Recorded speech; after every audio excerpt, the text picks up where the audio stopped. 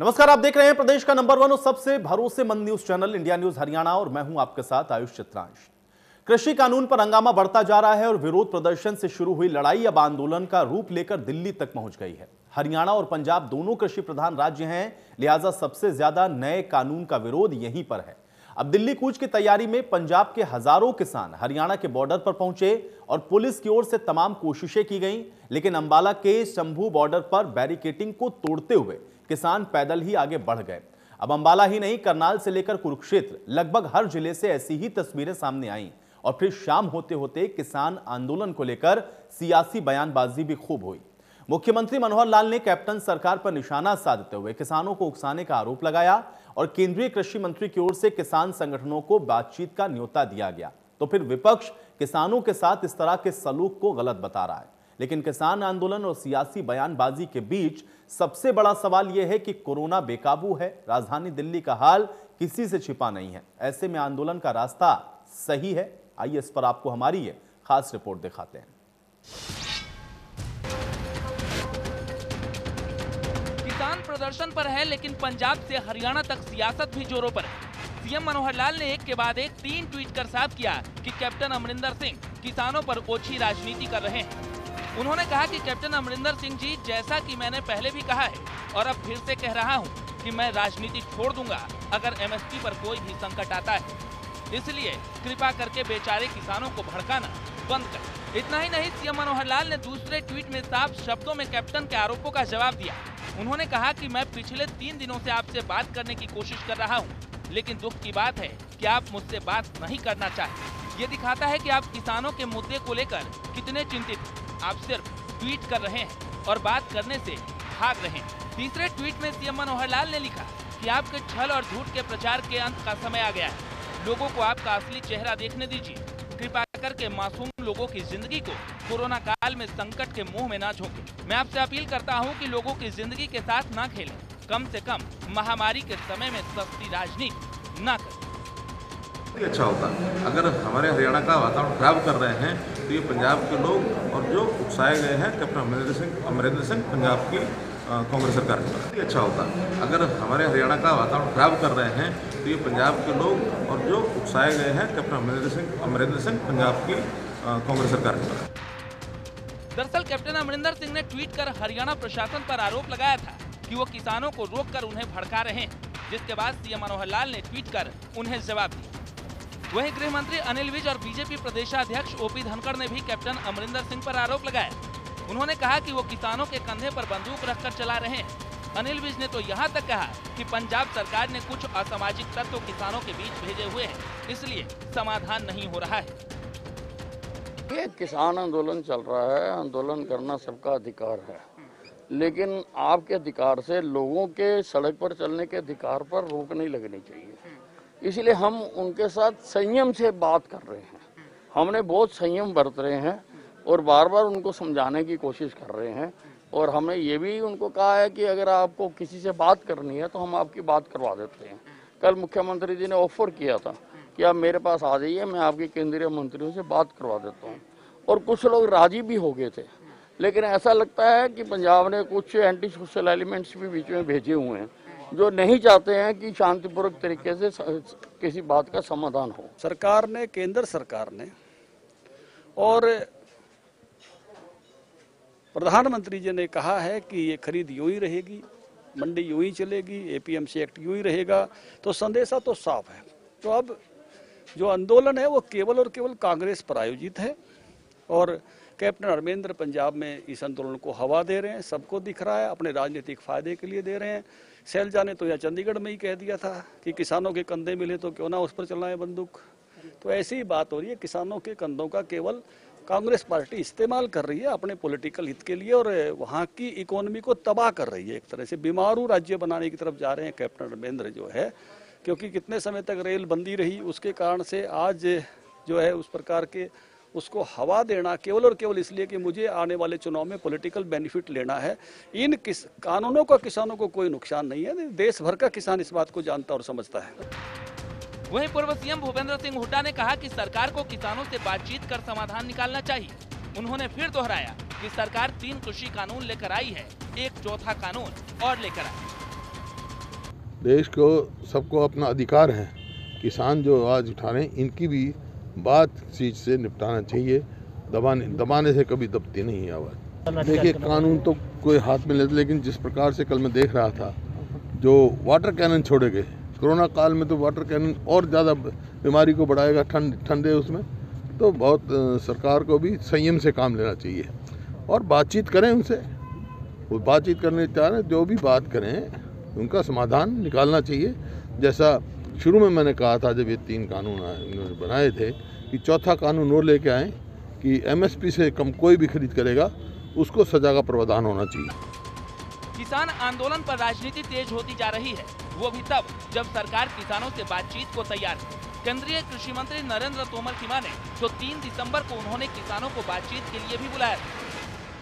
आने वाले कल में ये नए कानून किसान के जीवन स्तर में क्रांतिकारी बदलाव लाने वाले हैं। हमारे किसान भाइयों और बहनों को पंजाब में कुछ भ्रम है, तो हम लोगों ने भ्रम दूर करने के लिए सचिव स्तर पर भी वार्ता की। मेरे स्वयं के स्तर पर भी चर्चा हुई किसान यूनियन के लोगों से, और उस दिन चर्चा पूरी नहीं हो पाई थी, तो हमने कहा ये चर्चा जारी रहेगी। तो मैंने 2-3 दिन पहले ही सभी किसान यूनियन को 3 दिसंबर को पुनः बैठने के लिए अनुरोध किया है। मैं आपके माध्यम से सभी किसान भाइयों और बहनों को अनुरोध करना चाहता हूं कि सरकार पूरी तरह चर्चा के लिए तैयार है। चर्चा के माध्यम से ही रास्ते निकलते हैं, इसलिए कृपा करके वो अपने आंदोलन को स्थगित करें, चर्चा के लिए आएं और हम उनका चर्चा और स्वागत करने के लिए तैयार हैं। क्या सर आपको उम्मीद है कि 3 दिसंबर की चर्चा के बाद ये आंदोलन जो है खत्म हो जाएगा और विरोध खत्म हो जाएगा? मुझे आशा है कि कुल मिला के हम सब बातचीत करेंगे तो उसमें से अच्छा रास्ता बनेगा। कुल मिलाकर किसानों का प्रदर्शन जारी है। उधर सरकार भी बातचीत के लिए पूरी तरह से तैयार खड़ी है। अब देखना है कि किसान आंदोलन थमता है या फिर राजनीति के बीच दिल्ली कूच फंस कर रह जाता है। Bureau report, India news, Haryana. तो किसान विरोध प्रदर्शन कर रहे हैं और अब दिल्ली की ओर कूच भी कर रहे हैं, लेकिन सवाल यही है कि आखिर इसका जो हल है वो कैसे निकलेगा। लेकिन इन सब के बीच में अब चूंकि किसान आंदोलन कर रहे हैं तो कुछ लोगों को भी समस्याएं हो रही हैं। लोग क्या कुछ कह रहे हैं, आइए आपको सुनवाते हैं। जी मैं पेवा से आया हूँ और मेरे को जाना संगरूर है। बड़ी दिक्कत आ रही है, बस गाड़ी कार बाइक कुछ भी नहीं जा रही यार यहाँ से। तो अभी मेरे को खुद को समझ नहीं आ रहा है मैं जाऊँ कैसे। बहुत दिक्कत परेशानी हो रखी है। मुझे तो नहीं लगता कि यहाँ से कोई साधन मिलेगा, तो पैदल ही जाना पड़ेगा यहाँ से। अभी कितनी दूर है यहाँ से संगरूर? यहाँ से संगरूर है 100 किलोमीटर है, 100 किलोमीटर कंप्लीट है। ये आंदोलन अपनी जगह है, लेकिन इस आंदोलन की वजह से प्रशासन को ये चाहिए था कि अगर आंदोलनकारी या प्रदर्शनकारी शहर में आते हैं तो उनको शहर में एंटर ना होने देने की बजाय उनको शहर से बाहर से बाईपास से इधर उधर बड़े रास्तों से निकाल देते। अब आप हॉस्पिटल की बात देखिए, जितने भी मरीज यहाँ दाखिल हैं या जो रोगी बाहर से आना चाहते थे उनको बहुत दिक्कत आई, एंटर नहीं हो उसके शहर में।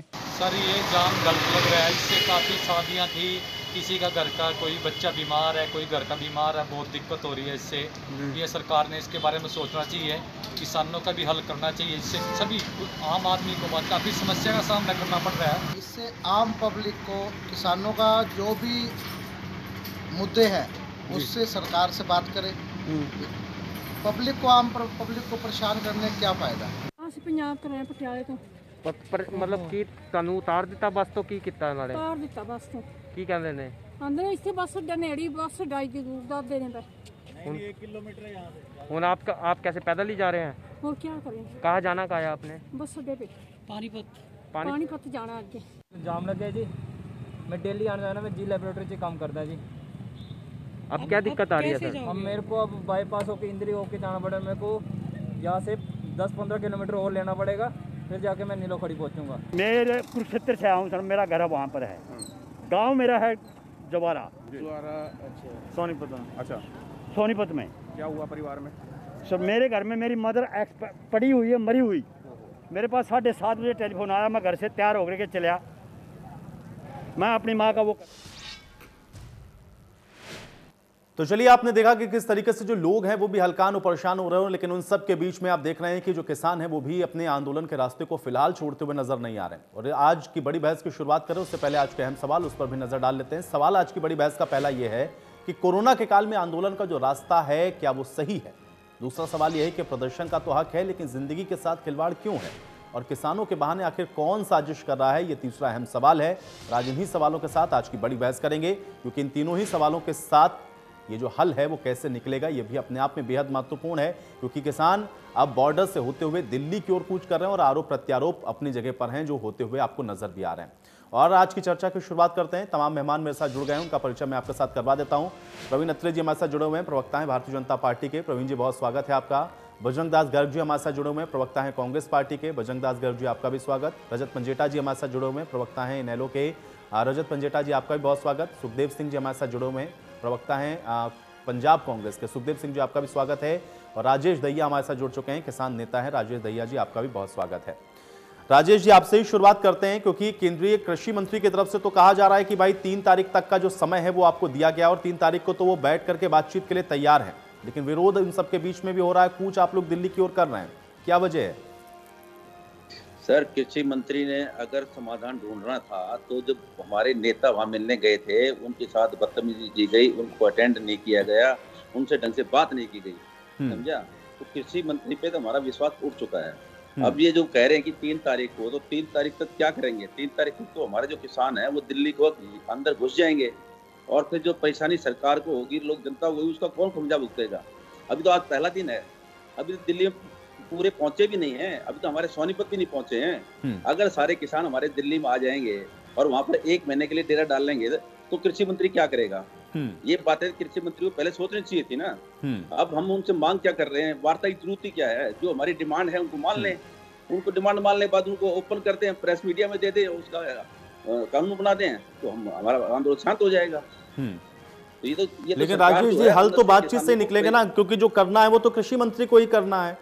अगर आपकी मांगे हैं तो वो भी तो वही सुनेंगे ना बैठ करके। कृषि मंत्री तो करेंगे सब कुछ इसमें, और कौन करेगा? नहीं, हम तो चाहते हैं कृषि मंत्री करे, प्रधानमंत्री करे, कोई तो करे। हमारी समस्या का समाधान तो कृषि मंत्री और प्रधानमंत्री निकालेंगे। लेकिन जैसे पहले हमारे जो नेता गए थे उनके साथ जो सलूक किया गया, मंत्री जी ने उन्हें समय भी नहीं दिया, उनसे मुलाकात भी नहीं की, तो कृषि मंत्री हम क्या विश्वास कर लें कि 3 तारीख तक हम उनको विश्वास करेंगे? कृषि मंत्री कल का न्योता क्यों नहीं दिया?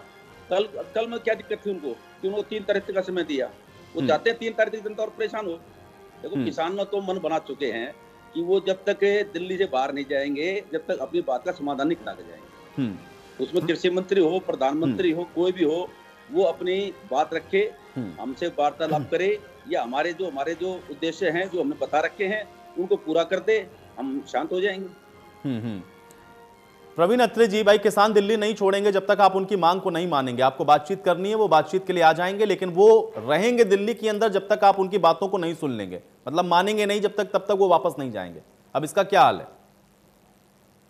देखिए, किस तरह से जो स्वयं को किसान नेता बता रहे हैं वो केंद्रीय कृषि मंत्री के न्योते के ऊपर भी सवाल खड़े कर रहे हैं कि साहब कल ही क्यों नहीं बुला लेते, जबकि स्वयं कृषि मंत्री जी ने अपने बयान में भी स्पष्ट किया। और आपको याद होगा आयुष, कल जब हम चर्चा कर रहे थे मैंने तब भी बताया था कि 11 नवंबर को जो पहले दौर की बातचीत हुई थी उसी में तय हो गया था कि अगले दौर की बातचीत 3 दिसंबर को होगी। लेकिन यहाँ पे जो लोग स्वयं को किसान नेता बता रहे हैं उनका उद्देश्य केवल राजनीति करना है, कुछ विपक्षी दलों के इशारे पे, ये यहाँ पे नजर आ रहा है।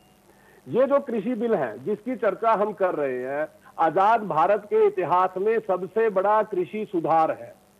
इसका उद्देश्य है किसान को सशक्त करना, मजबूत करना। आयुष देखिए, लगातार 1947 से किसान के नाम पे राजनीति होती रही, लगातार चुनाव में किसान से बड़े बड़े वायदे करके वोट लिया जाता रहा, लेकिन किसान के लिए किया कुछ नहीं।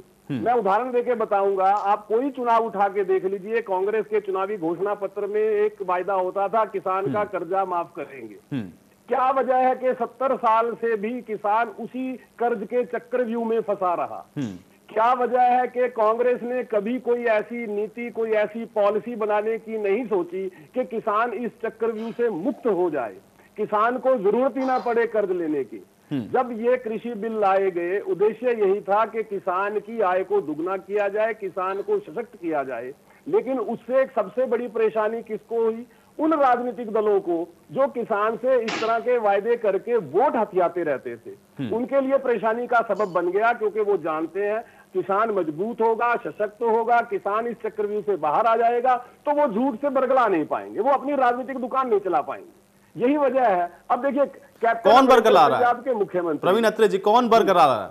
मैं बता रहा हूं। अब देखिए कांग्रेस ने क्या करना शुरू किया था। कांग्रेस ने अपना चुनाव निशान रखा दो बैलों की जोड़ी, किसानी से संबंधित, किसान को बरगला के वोट लेने का जरिया। लेकिन किया क्या किसान के लिए? तो अब 2006 में स्वामीनाथन आयोग की रिपोर्ट आ गई। 2014 तक कांग्रेस की सरकार केंद्र और प्रदेश में रही, क्यों नहीं रिपोर्ट को लागू कर दिया? लगातार किसान को झूठ बोलते रहे, वायदा करते रहे, लेकिन 2014 तक उस रिपोर्ट को डब्बे के अंदर बंद करके रखा। क्यों लागू नहीं किया उस रिपोर्ट को? एक और एग्जांपल देता हूं। कैप्टन अमरिंदर पंजाब के मुख्यमंत्री, उन्होंने किसान को बरगला के रेल की पटरियों पे बिठा दिया, रेलें रुकवा दी और अपने प्रदेश के किसान के साथ इतना बड़ा धोखा किया कि किसान को दुष्चक्र में फंसा दिया। जब रेल ना जाने की वजह से पंजाब के अंदर खाद की कमी हुई, पंजाब का किसान बेचारा उस खाद के लिए हरियाणा के चक्कर काट रहा है। ये देखिए किस तरह की राजनीति हो रही है। और आज कैप्टन अमरिंदर ये बयान देते हैं कि साहब पंजाब को 40,000 करोड़ रुपए का नुकसान हो गया रेल के बंद होने से। फिर साहब किसने बिठाया था उकसा के किसानों को ट्रेन की पटरियों पे? क्यों आपने इस तरह की राजनीति की थी? और आज आप 40,000 करोड़ का नुकसान की बात कर रहे हैं। अपने राजनीतिक स्वार्थ के लिए किसान के सामने लगातार झूठ बोला, किसान को आशंकित। चलिए, सुखदेव सिंह जी हमारे साथ हैं, पंजाब कांग्रेस के प्रवक्ता। मैं उनसे इसका जवाब लेता हूं। सुखदेव सिंह जी, मैं चाहूंगा जवाब दीजिए, क्योंकि आज मुख्यमंत्री भी यही बात कह रहे थे, प्रवीण जी भी यही बात कह रहे हैं। देखो प्रवीण जी तो स्वामी आदमी है, बड़ी बड़ी बड़ी बातें कर रहे हैं, लेकिन टोटल आपा विरोधी बातें कर रहे हैं। जो ये बात कर रहे हैं ना, जो आज बिल्कुल बिल्कुल इसके उल्टे ये काम करते रहे हैं। देखो 5 जून को ये ऑर्डिनेंस लेके आते हैं, कोरोना काल में किसी स्टेक होल्डर से बात नहीं की जाती, किसी स्टेक होल्डर से पूछा नहीं जाता, ये ऑर्डिनेंस लेके आ गए 3। ठीक है जी, पंजाब में तभी से इसका विरोध हो रहा है। और जो ये ऑर्डिनेंस लेके आए, सबसे बड़ी बात ये तो पहले एक जो देश का संघीय ढांचा है, सबसे उस पर बड़ा अटैक है। क्योंकि जो अपना फार्मिंग है, जो किसानी है, ये स्टेट सब्जेक्ट है, लेकिन उसको ये ट्रेड में लेके, हेरा फेरी से ट्रेड में लेके आके ये अपना कानून लेके आ गए।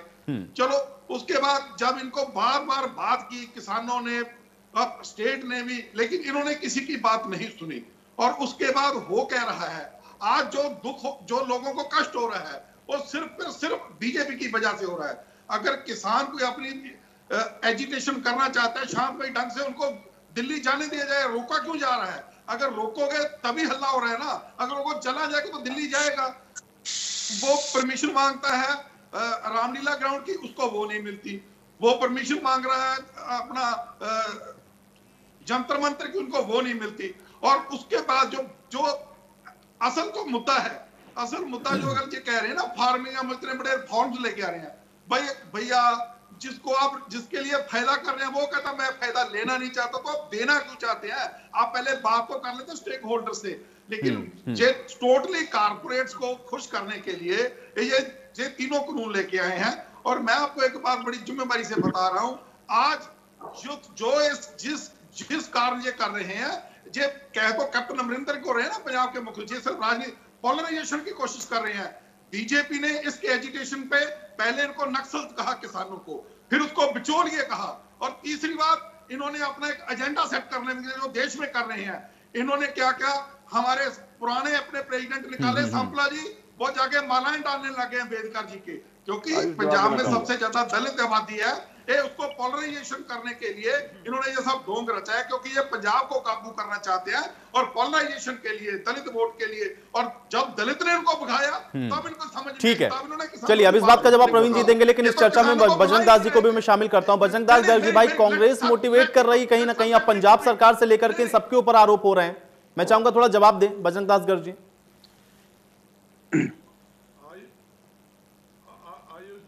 मैं शपथ करना चाहता हूं, हकीकत में हरियाणा सरकार किसानों को उकसाने में लगी हुई है। शांति प्रिय दिल्ली के अंदर जब आंदोलन के लिए किसान जा रहा है, चारों तरफ हरियाणा के यहां नाकेबंदी करना, कहाँ इंसाफ की बात है? किसानों पर आंसू के गोले फेंकना, पानी के कैंपर द्वारा बिछोड़ करना, रात को 24 तारीख को रात के अंधेरे में घर से किसान नेताओं को गिरफ्तार करना, किसानों पर झूठे पर्चे दर्ज करना, ये उकसाने की बात है। किसान कह रहा है कि हमने अपनी बात कहने के लिए हम दिल्ली जा रहे हैं। लोकतंत्र में हर एक व्यक्ति को अपनी बात कहने का, अपनी बात रखने का अधिकार है, मगर आज ये सरकार लाठी के जोर पर किसानों की आवाज दबाना चाहती है, झूठे मुकदमे दर्ज करके किसानों की आवाज दबाना चाहती है। मैं स्पष्ट तौर पर कहना चाहता हूँ, ये कृषि संबंधित 3 बिल इतने बढ़िया है तो किसान आंदोलन क्यों कर रहा है? जब किसान आंदोलन कर रहा है तो सरकार को किसान की सुननी चाहिए। आज ये कह रहे कृषि मंत्री का बयान आया कि हम 3 दिसंबर को किसान की बात करेंगे। ये 20 दिन पहले 26 तारीख की किसान आंदोलन की घोषणा कर दी। बस 20 दिन से सरकार सुत्ती पड़ी थी, सरकार की जुबानी नहीं बनती। भाई किसान नेताओं से बातचीत करके समस्या का समाधान करे। समस्या एक है, कोई समस्या नहीं। ये समस्या है भाई जो किसान की फसल MSP दामों पर खरीदने का गारंटी कानून बनाए। एक लैंड तो डालनी है, सरकार उस लैंड डालने में पीछे क्यों हट रही है? इसका मतलब सरकार की नीयत में खोट है। आयुष में स्पष्ट करना चाहता हूँ, ये लोग क्या करते हैं, बड़ी बड़ी कंपनी के एम्पायर है, रिलायंस अडवाणी जैसे लोग, ये क्या करते हैं, जब सीजन होता है, टमाटर का सीजन है, आलू का सीजन है, गोभी का सीजन है, प्याज का सीजन है, जिस टाइम फसल पैदा होती है उस टाइम रेट डाउन कर देते हैं। उस टाइम आलू, टमाटर, प्याज 2 रुपए से लेके 7 रुपए में रुलता है। किसान ट्रैक्टरों के नीचे आलू को खेतों में कचोल देता है, टमाटर कचोल देता है, दाम नहीं मिलते। और वही टमाटर बड़ी बड़ी कंपनी वाले इकट्ठे करके टमाटर, प्याज, आलू वही 35 रुपए से लेके 100 रुपए किलो तक मार्केट में फर्क मोटा मुनाफा कमाकर बेचते हैं। केंद्र सरकार अपने चहेतों को फायदा पहुंचाने के लिए सिर्फ ये 3 कानून लाए हैं। इससे किसान, आड़ती, मजदूर सब इसीलिए इसका विरोध कर रहे। ठीक है रजत पंजेटा जी, राजनीति से प्रेरित है या वाकई में आपको लग रहा है, क्या इसके पीछे तर्क आपको समझ में आ रहा है? और दूसरी ओर ये देखिए कोरोना काल भी है, ऐसे में भाई इनकी जान पर भी तो आफत है ना, जो विरोध प्रदर्शन कर रहे हैं। ठीक है, देखिए मैं सबको समय दे रहा हूं एक एक करके। पंजेटा जी।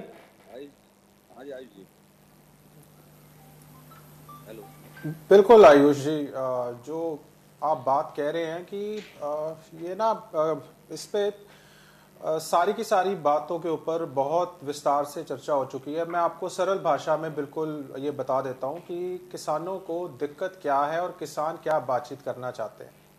ये जो तीनों कानून के बारे में बात करेंगे, पहले मैं MSP के ऊपर आना चाहूँगा। ये MSP वाला जो कानून है, ये किसान इसकी मांग क्यों कर रहा है और ये जायज़ किस तरीके से जायज़ है?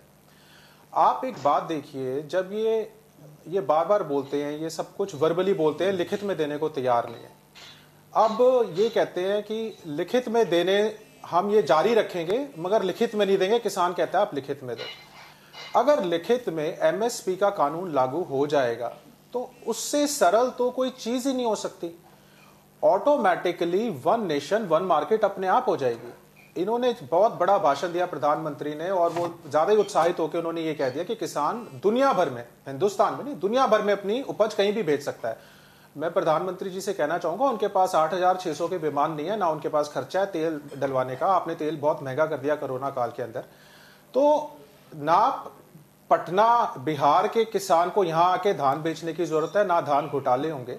आप आप MSP का कानून कीजिए, एक ही कानून होगा, एक ही प्राइस पूरे इंडिया में लागू होगी।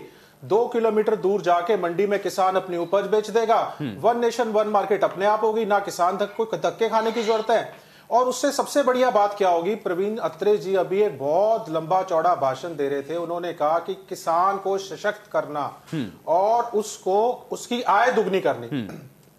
एक डिबेट में कल ये स्वामीनाथन रिपोर्ट को भी लागू करने की बात कर रहे थे कि उन्होंने कर दी, आय दुगनी की भी बात कर दी। 7-8 साल पहले इनके प्रदेश अध्यक्ष ओम प्रकाश धनखड़ नंगे बदन होके 2100 रुपए की डिमांड कर रहे थे MSP की। आज आप कर दो 4200, मान जाएंगे? आज तक 1500 में पिट रही है, 1900 में पिट रही है। एमएसपी तो अभी भी कहीं नहीं मिल रही, मंडियों में आज भी एमएसपी नहीं है। अब मैं कहता हूं, ये कहते हैं कि ये चाहते नहीं क्या किसान की उपज बिके, मतलब जो होर्डिंग का कानून इन्होंने लाया है कि जमाखोरी होने दो, हम तो चाहते हैं हो, जितनी मर्जी करो, one nation one market MSP कर दो, एमएसपी से उसकी उपज खरीदो, आप जितनी मर्जी करो। आप उस कानून में व्यापारी को तो पूरा अधिकार देते हो कि आप भी 100% तक जब वो बढ़ा देगा, 98% जब करेगा तब इंटरवीन करेगी, क्योंकि आपको डर है, क्योंकि कैद का कानून है, व्यापारी की कैद ना हो जाए। किसानों को तो आप रात रात को घर से उठा के कर रहे हो, जैसे उन्होंने क्या गुनाह कर दिया किसानों ने, उनको तो घरों से उठा रहे हो, उनको जेलों में कर रहे हो। व्यापारी को जेल ना हो जाए इसलिए कानून नहीं बना रही है। अगर एमएसपी का कानून बन जाएगा, व्यापारी की मजबूरी हो जाएगी कि उसको एमएसपी पे खरीद करनी पड़ेगी। आप ला दो, हम आपके इस कानून से भी सहमत हैं। ठीक है, चलिए पंजेटा जी, इसका जवाब तो इसका जवाब अत्रे जी पहले भी कई बार कई चर्चाओं में दे चुके हैं, मैं फिर पूछ लूंगा आप लोगों की तसल्ली के लिए, वो फिर जवाब देंगे इस बात का। किसान नेता हमारे साथ चूंकि मौजूद हैं, दहिया जी, ये सवाल मैं इसलिए आपसे पूछ रहा हूं, ठीक है विरोध प्रदर्शन आप लोगों का अधिकार है, आप लोग करिए, लेकिन दिल्ली की स्थिति भी आप लोग देख रहे हैं, कोरोना को लेकर के यहां पर बड़ी स्थिति विकट है। ऐसे में चिंता इस बात की भी है कि कहीं अगर संक्रमण आप लोग को हुआ तब भी समस्या है। 3 तारीख तक थोड़ा अगर इंतजार हो जाता। ये आपकी पहले डिबेट में था, हम मरने से डरते हैं। ये बातें अभी आपके पहले इसने हमारे उसने कहा कि ये पहले भी जो सरकार आई है उन्होंने भी हमारे साथ कुछ नहीं किया। अत्रे जी ने कहा कि स्वामीनाथन रिपोर्ट लागू होनी चाहिए थी। हमारे जो धनखड़ साहब, विज साहब, बराड़ साहब नंगे होकर सड़कों में घूम रहे थे कि हम किसानों के लिए करेंगे, उन्होंने किया क्या है? हम तो ये तो पूछ रहे हैं, हमारी जो जमीन है उस जमीन का बंटवारा भी होता है, बच्चे पढ़ते हैं, जब फसल वही होती है उसका एमएसपी देने दिक्कत क्या है? अत्रे साहब तो पहले चौटाला पार्टी में थे, वहां से अपने इधर बीजेपी में आ गए। हम किसान जाएं कहाँ? हमारी तो वही तो जमीन है, वही पर हमने फसल पैदा करनी है। हम सिर्फ सरकार से एक ही बात मांगते हैं कि जो हमारी फसल है उसका एमएसपी दे दें, उसका लिखित में समाधान कर दें। आज जो मंडियों में है 30% कम पे एमएसपी से हमारी फसल बिक रही है, उसका भुगतान भी समय पर नहीं हो रहा है। जब हमारा भुगतान समय पर नहीं होगा तो हम जाएंगे कहाँ? अब जैसे डीजल है 70 से ऊपर चला गया है, हम जाकर ट्रैक्टर से खेती करते हैं या किसी बात पे लेते हैं तो हमें पैसा पहले देना पड़ता है, फिर बीज का पहले देना पड़ता है, खाद का देना पड़ता है, उसके बाद हमें फसल का रेट ही नहीं मिलता है। और फिर यहाँ हमारे जो स्पोक्स पर्सन बैठ के ऐसी मीठी मीठी बातें करते हैं कि जैसे हम बेवकूफ़ हैं। हम वो बेवकूफ़ नहीं रहे। 70 साल से हमारे को सारी पार्टियां बेवकूफ़ बनाती आ रही हैं, चाहे वो कोई सी पार्टी हो। मैं किसी पार्टी को, ये बड़ी बात कही राजेश जी ने, सारी पार्टियों का उन्होंने चूंकि जिक्र कर दिया। अब यहाँ पे सारे प्रवक्ता में उनसे इसका जवाब लूंगा, लेकिन प्रवीण अत्रे जी, जिम्मेदारी बड़ी आपकी इसलिए क्योंकि आप हैं प्रचंड बहुमत के साथ और भाई हल निकालना ही होगा। अत्रे जी, आप कितना भी बताएं, लेकिन जो है सड़कों के ऊपर उनको आपको साधना तो होगा ही, बताना तो पड़ेगा भाई। जी मैं आपके ठीक है दहिया जी, आप सुनेंगे, प्रवीण अत्रे जी के लिए सवाल है। प्रवीण जी जवाब दें। जिन भाइयों ने जो सवाल किए मैं आयुष सबका जवाब दूंगा। मैं पहले तो ये एमएसपी वाला जो विषय है, हालांकि मैं पहले भी कई बार कह चुका हूँ, दोबारा फिर रिपीट करता हूँ। 1965 में सीएसीपी का गठन होता है, 1965 में देश में एमएसपी का जो है ये व्यवस्था शुरू होती है। लगातार ये व्यवस्था चलती रहती है। जिस भी पार्टी की सरकार आती है वो अपनी नीतियों के अनुसार उसकी खरीद भी करती है किसान की, कोई कम करती है, कोई ज्यादा करती है। उसका आंकड़ा भी मैं दूंगा कि मोदी जी के आने के बाद कितनी खरीद हुई थी। वो व्यवस्था को इन बिलों में छेड़ा नहीं जाता। 3 बिल जिनका हम यहाँ जिक्र कर रहे हैं, APMC, contract farming, essential commodity, इन 3 बिलों का एमएसपी से कोई लेना देना नहीं। मोदी जी ने केवल ये किया कि जो पुरानी व्यवस्था चली आ रही थी, जो एमएसपी जारी होती थी, जिससे सरकारी खरीद होती थी, वो एज इट इज रखा।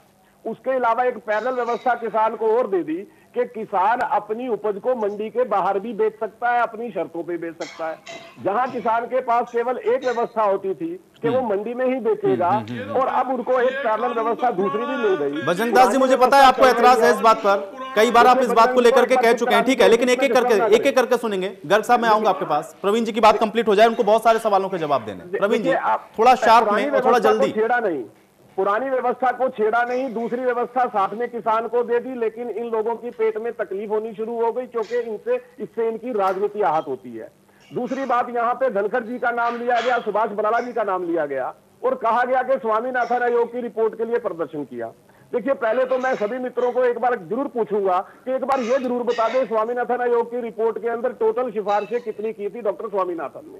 लेकिन मैं आपको बता देता हूं, डॉक्टर स्वामीनाथन ने अपनी रिपोर्ट में कहा कि साहब, किसान की फसल अगर नष्ट हो जाती है नेचुरल कैलेमिटी से, तो उसको उसका मुआवजा 10,000 रुपए प्रति एकड़ मिलना चाहिए। हमारी सरकार आती है, वो मुआवजा 10,000 के बजाय 12,000 रुपए प्रति एकड़ करती है। जबकि स्वामीनाथन आयोग की रिपोर्ट 2006 में आई थी, हुड्डा साहब मुख्यमंत्री थे, मुआवजा मिलता था मात्र 6,000 करोड़ रुपए। हम 10 की बजाय 12,000 कर देते हैं, तो ये हमसे सवाल पूछते हैं कि साहब आपने स्वामीनाथन आयोग की रिपोर्ट को लागू नहीं किया। अब ये कहते हैं कि एमएसपी जो है बढ़ा के मिलनी चाहिए। 2021-22 की रबी की एमएसपी जो सरकार ने घोषित किया, आयुष, उसका आंकड़ा बता देता हूं। देखिए, गेहूं की जो एमएसपी है वो लागत के ऊपर 106% बढ़ा के 1975 रुपए, जो कि जो एमएसपी है उसके अंदर बढ़ोतरी की गई है 66%। लेकिन प्रवीण जी, फिर इसका क्या जवाब होगा? क्योंकि ये लोग तो कह रहे हैं कि एमएसपी पर हो ही नहीं रहा, मंडी के अंदर भी एमएसपी से कम पर खरीद हो रही है। अब मैं बताता हूं, उसका जवाब भी देता हूं। देखिए, हवा में बात नहीं करूंगा, तथ्य के हिसाब से बात करूंगा। हरियाणा सरकार वो सरकार है जो गेहूं और कनक के अलावा सरसों की एमएसपी पे खरीद करती है, बाजरा की एमएसपी पे खरीद करती है, सूरजमुखी की करती है। उदाहरण के तौर पे इस सीजन के अंदर हरियाणा की मंडियों के अंदर 6 लाख मीट्रिक टन बाजरे की आवक हुई और सरकार ने सारा का सारा एमएसपी पे खरीद लिया।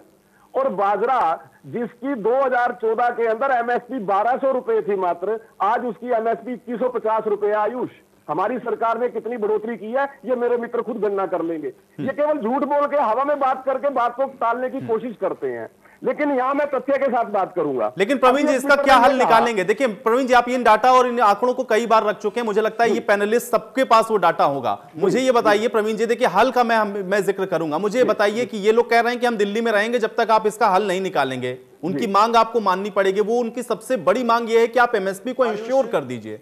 इसमें क्या दिक्कत है, क्या आपत्ति है? नहीं, आयुष, देखिए ऐसा है, जब कृषि मंत्री जी ने 3 दिसंबर को बुलाया है, जब टेबल पे बैठ के बात होगी, स्वाभाविक है उसके परिणाम सुखद आएंगे, बशर्ते के जब बात करने आप जाएं तो अपने दिमाग के अंदर सकारात्मक विचार लेके जाएं। मुख्यमंत्री जी ने कल कहा कि आइए बात कर लीजिए, हम तैयार हैं, तो ये तैयार नहीं हुए। आपको याद होगा 9 अक्टूबर को हरियाणा सरकार ने आमंत्रित किया कि आके बात कर लीजिए, लेकिन ये नेता लोग, क्योंकि ये राजनीतिक पार्टियों के इशारे पे चल रहे हैं, ये बजाय 9 अक्टूबर को बात करने के 10 अक्टूबर को हाईवे रोक के बैठ गए, बात करने नहीं गए। आपको कहीं ना कहीं सकारात्मक सोच रखनी पड़ेगी, लेकिन सकारात्मक सोच इसलिए नहीं है क्योंकि राजनीतिक दल जो है उनके साथ आस्था है। किसान प्रदर्शन, अभी एक मित्र कह रहे थे कि अगर ये बिल इतने अच्छे हैं तो किसान प्रदर्शन क्यों कर रहा है? साहब, देश के अंदर 62 करोड़ किसान हैं। बिहार के किसान ने भारतीय जनता पार्टी को वोट देकर सरकार बना के साबित कर दिया बिलों के साथ है। उत्तर प्रदेश के अंदर जो बाई इलेक्शन हुआ, भारतीय जनता पार्टी को जितवा के किसान ने साबित कर दिया कि भारतीय जनता पार्टी के साथ है। गुजरात के अंदर किसान ने भारतीय जनता पार्टी को साबित कर दिया जितवा के जो बिलों के साथ है। लेकिन पंजाब के अंदर कांग्रेस की सरकार है जो किसानों को झूठ बोल के बरगलाने की कोशिश कर रही है। और अगर आप कहते हैं कि राजनीति से प्रेरित होकर कांग्रेस अपने कार्यकर्ता को अगर ट्रेन की पटरी पे बिठा देगी तो क्या वो राजनीति उनकी सामने नहीं आएगी? किसान भी समझ रहा है। अब इस बात का सुखदेव जी जवाब देंगे। सुखदेव जी जवाब दीजिए। नोटिस दिया है, सर झूठ की भी कोई हद होती है।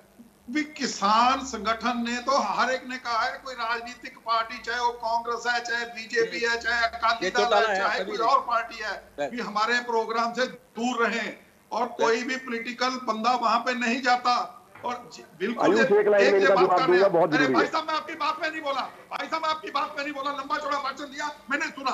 अगर आप नहीं, अखिलेश जी समय मांग रहे हैं, अखिलेश जी बोल नहीं रहे। सुखदेव जी अपनी बात आराम से रखें। भाई साहब ये बात सुखदेव जी अपनी बात रखें, पूरा समय आपको दे रहा हूं मैं दूसरी बात नहीं, इनको आदत है बीजेपी वालों को बात को ड्रेल करने के लिए, ये बीच में बोल के ना बात को ड्रेल करना चाहते हैं। ठीक है, देखो दूसरी बात ये इन्होंने कहा, बड़ी लंबी चौड़ी बातें हमारे बीजेपी के प्रवक्ता साहब ने की, ये हरियाणा के प्रवक्ता के तौर पे बात कर रहे हैं। ये आप कहते ना बीजेपी ने एमएसपी पे, अगर एमएसपी पे खरीद होती तो 5 किसान मध्य शिवराज की सरकार में ना गोली से मरते, पुलिस की गोली से। वो एमएसपी मांग रहे थे भी एमएसपी पे खरीद करो, इसलिए इन बातों से कोई निकलने वाला नहीं है। ये पूछिए कि पंजाब का किसान आत्महत्या करने पे मजबूर क्यों है? क्यों लगातार मालवा का किसान आत्महत्या करता है? पूछिए इनसे। ये यहाँ पे बैठ के हमें कथा सुना रहे हैं। आप ये बताइए कि पंजाब के अंदर, मालवा के अंदर किसान इतनी बड़ी तादाद में आत्महत्या करने के लिए मजबूर क्यों हुआ?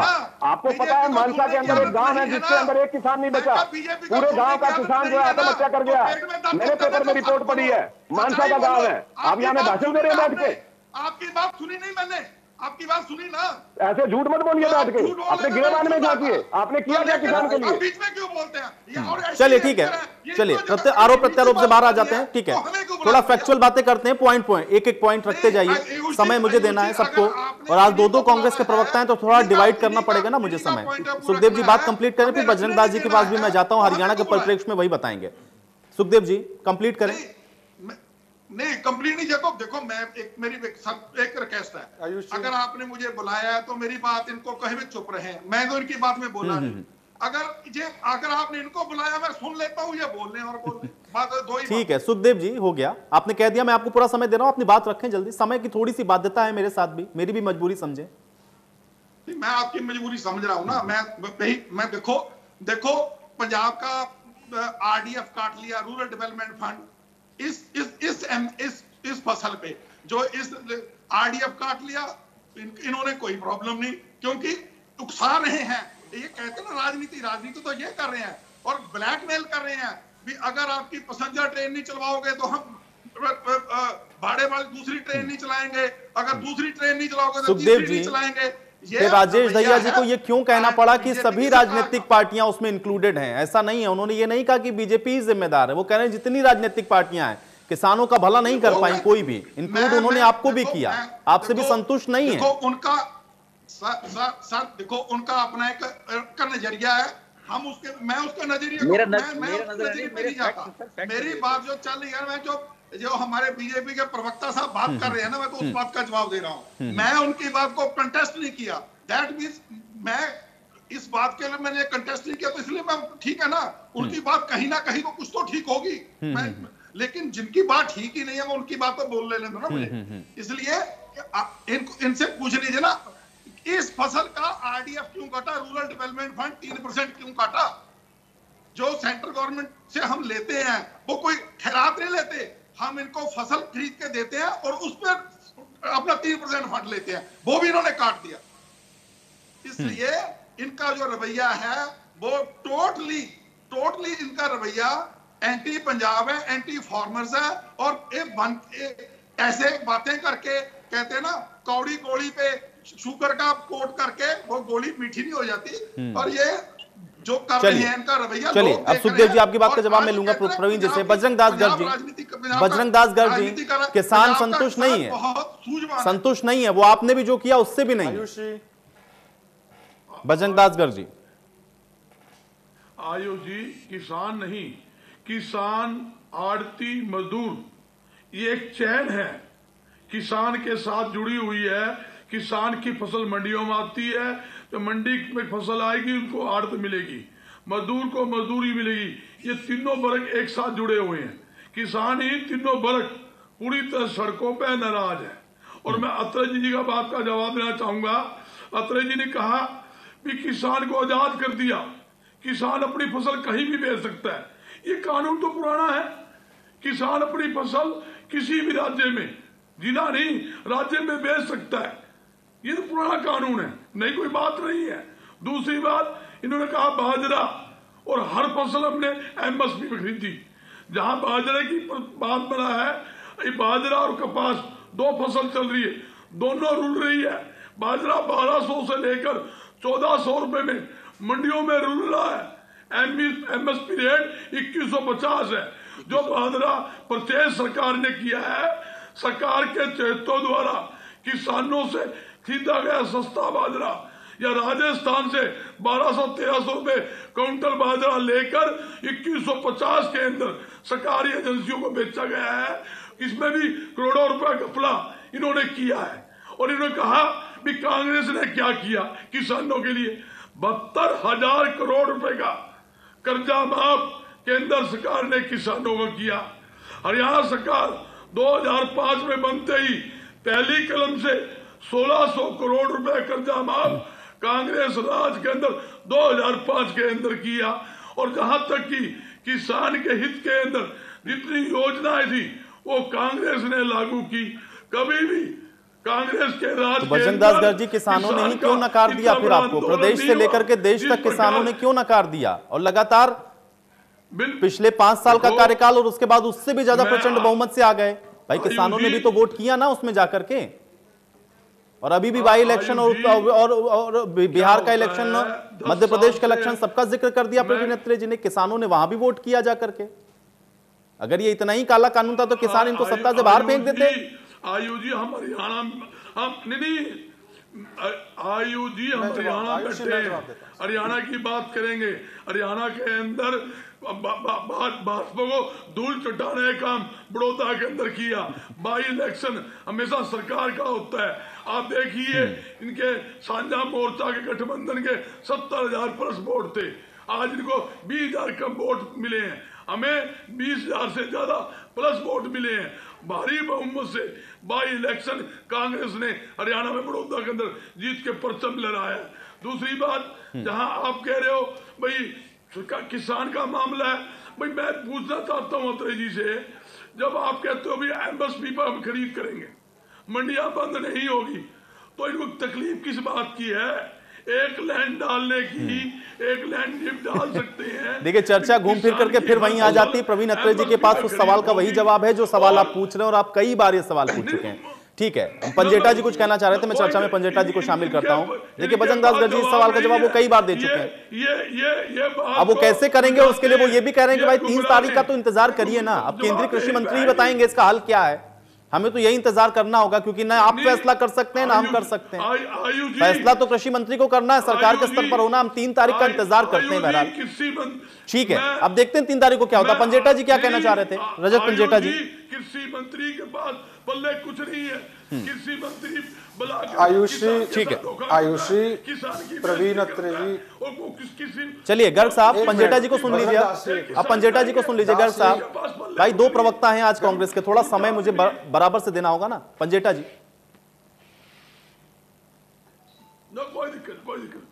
हाँ आयुष जी, अभी भाजपा के प्रवक्ता कह रहे थे कि ये स्वामीनाथन आयोग की सिफारिशें इन्होंने लागू की हैं। आप मुझे ये बताएंगे प्रवीण अत्रे जी, क्या आपने डीजल के बढ़े हुए दाम, जमीन का जो ठेका, कंबाइन का खर्चा, लेबर जो बढ़ती है, क्या आपने उसको इंक्लूड किया इसके अंदर? आप जो बढ़े हुए कीटनाशक जो दवाइयां हैं जो 1700 1800 रुपए की 30 ml मिलती हैं, क्या आपने मार्केट स्टडी की है? आपको पता है कि किसान के ऊपर आज कितनी मार पड़ रही है?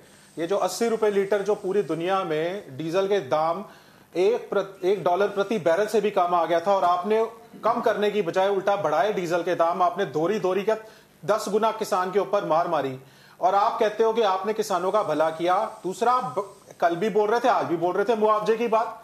मैं खुद किसान हूं। आप एक तो आपने बीमा योजना कर रखी है, मन मर्जी से उसके दाम बढ़ाते हो।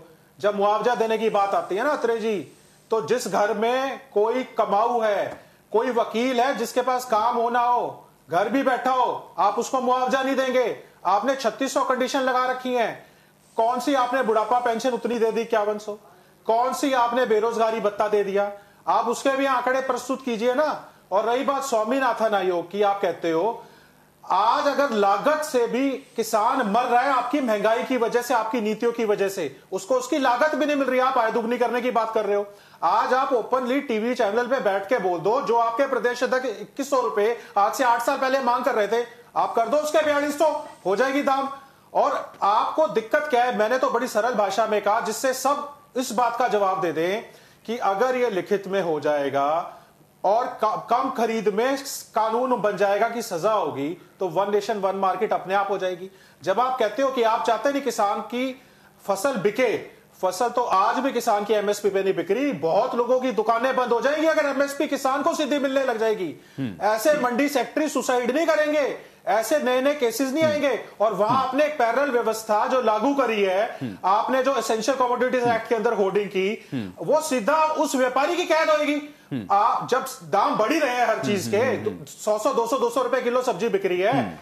और ये क्या कहते हैं, अभी मंडी में मूली में क्या हुआ, मूली उनको देहरादून, अंबाड़ा, कुरुक्षेत्र, इधर के जो किसान हैं जिन्होंने मूली लगाई, उनकी ट्रालियां एंटर नहीं करने दी, वहां बिल्कुल उनको दाम नहीं मिला। मंडी वालों ने कहा जी हम दाम नहीं देंगे, पुलिस वालों ने वहां डंडे मारे, कोरोना अपना खर्चा ट्रैक्टर का तेल अलग लेके लगा और उल्टी वापस लेके आए ट्रॉलियां अपनी। चलिए बहुत जल्दी से इसका जवाब लेते हैं अखिलेश जी से, लेकिन मैं दहिया जी एक सवाल मेरा सवाल आपसे ये जरूर रहेगा कि देखिए आप अभी भी कह रहे हैं कि आप दिल्ली में ही रहेंगे, लेकिन आखिर आप भी जानते हैं दहिया जी भाई रास्ता वहीं से निकलेगा जिन्होंने आपको 3 तारीख के लिए बुलाया है।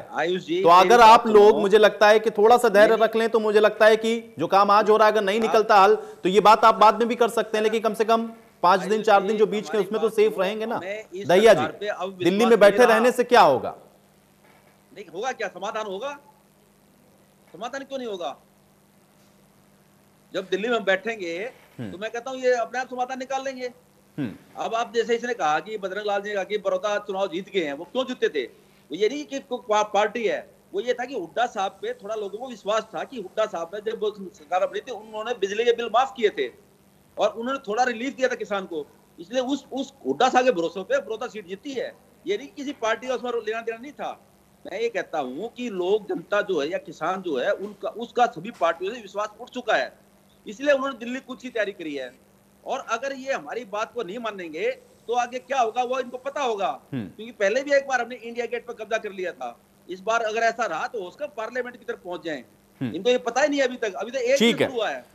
चलिए दहिया जी, हम उम्मीद ये करते हैं कि भाई 3 तारीख को बुलाया गया है तो हम हल और समाधान निकल आए और आप लोग इन सब के बीच में सुरक्षित भी रहें। हालांकि इसका हल और समस्या का जो समाधान है वो सरकार को ही निकालना है और देखते ही हैं कि इसका हल निकलता कैसे। अब मेरे पास समय नहीं है कि मैं चर्चा को और आगे बढ़ा पाऊं। आप सभी का बहुत शुक्रिया, आप लोगों ने समय निकाला, इस चर्चा का हिस्सा बने।